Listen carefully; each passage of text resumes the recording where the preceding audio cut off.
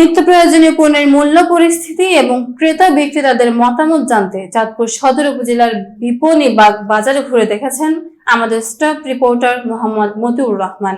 বাজার ঘুরে দেখা যায় মৌসুমে বিভিন্ন সবজির সরবরাহ স্বাভাবিক থাকলেও কিছু সবজির দামে ঊর্ধ্বগতি রয়েছে, আবার কয়েকটি সবজির দাম কিছুটা কমেছে। তবে মাছ, ডিম, পেঁয়াজ, রসুন, আদা ও কাঁচামরিচ সহ বেশ কয়েকটি নিত্য প্রয়োজনীয় পণ্যের দাম এখনো তুলনামূলক বেশি। এতে সীমিত আয়ের মানুষ পড়েছেন চরম ভোগান্তিতে। ক্রেতাদের অভিযোগ, প্রায় প্রতিদিনই কোনো না কোনো পণ্যের দাম পরিবর্তন হচ্ছে। একটি পণ্যের দাম কমলেও অন্য কয়েকটি পণ্যের দাম বেড়ে যাওয়ায় বাজারে স্বস্তি ফিরছে না। তারা বাজারের সিন্ডিকেট নিয়ন্ত্রণ এবং প্রশাসনের নিয়মিত তদারকির দাবি জানান।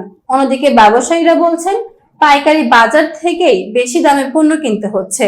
এছাড়া পরিবহন ব্যয় বৃদ্ধি এবং সরবরাহ ব্যবস্থার ওঠানামার কারণেও খুচরা বাজারে দাম বাড়াতে বাধ্য হচ্ছেন তারা। ক্রেতা ও বিক্রেতা উভয় পক্ষেরই প্রত্যাশা নিয়মিত বাজার মনিটরিং, সিন্ডিকেট নিয়ন্ত্রণ এবং কার্যকরী সরকারি পদক্ষেপের মাধ্যমে নিত্য প্রয়োজনীয় পণ্যের দাম স্থিতিশীল রাখা হবে। এতে সাধারণ মানুষের ভোগান্তি কমবে এবং বাজারে স্বস্তি ফিরে আসবে। এই অবস্থা আপনাদের বেচা কিনা?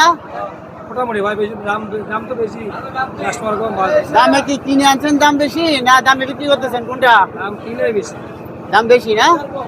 গ্রাহকদের প্রশ্ন কি? কেনাকাটা কম, কথা বলেন না।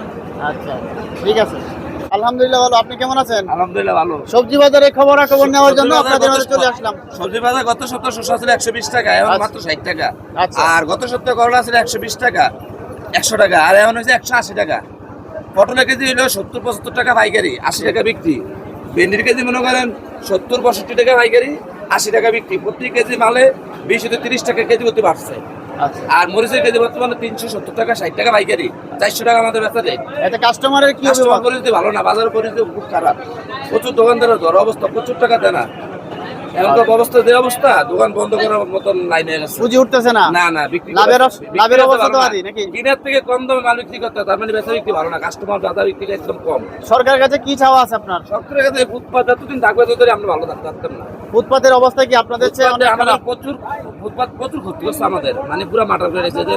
চাঁদপুর কালীবাড়ি থেকে ধরলে এখান থেকে 100-200 ভ্যান, ওই ভ্যানের কারণে মনে করো আমরা বেশি সুবিধা নাই। এতে করে আপনাদের স্থানীয় সরকারের কাছে কি চাওয়া আছে?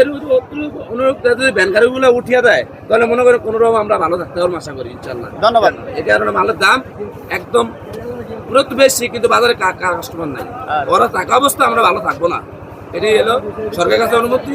যদি সরকার থেকে উড়িয়ে দেয় তার মধ্যে ভালো হইবে, জনগণের লিগে ভালো হইবে, রোজগারের লিগে ভালো হইবে। আর আমরা অবস্থা খুবই খারাপ। বললে দাম কেমন আছে?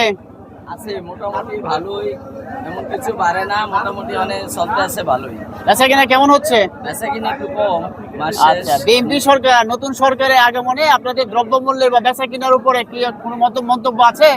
না, বেচা কিনি তো সবই ঠিক আছে, বেচা কিনি এমন বাড়ে না, বেচা কিনি কম। আর কত হচ্ছে জিনিসের দাম মোটামুটি সব ঠিক আছে, কিন্তু তরকারি কাঁচামালের দাম একটু বেশি। আচ্ছা, এই আর কি, মেঘ বৃষ্টি ফসল নষ্ট হয়ে গেছে না। আচ্ছা, এই আর কি। বর্তমান সরকার কি আমাদের জন্য ভালো? ভালো, খারাপ না, ভালোই। Thank you.